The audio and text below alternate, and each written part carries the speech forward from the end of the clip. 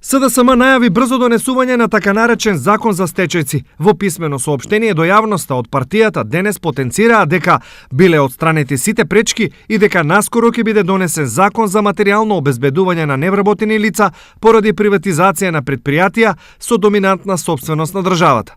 Со законското решение ќе бидат опфатени околу 3000 стечајни работници кои ќе добиваат месечен надоместок од 7596 денари, за што се обезбедени пари преку ребалансот на буџетот на Република Македонија за 2017 година.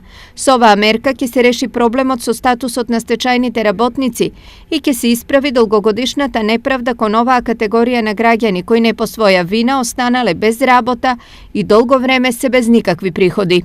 Стои во соопштението од СДСМ. За стечајците првиот сигнал дека работите ќе тргнат на подобро беше моментот кога стапи на сила ребалансот на буџетот, каде се предвидени и пари за нив. Важно е председателот подпиша го за буџетот, тоа е добро и очекуваме понатака да се решат работите. Идеме на добро, нема назад. Само во Штип, документи за обештетување и надеж за спокоен живот имаат околу 450 стечајни работници. Па решавање проблемите на многу невработени кои ни криви ни должни се останати на улица поради тоа што поранешните власти и сегашните дозволиле некој да ги искраде фирмите.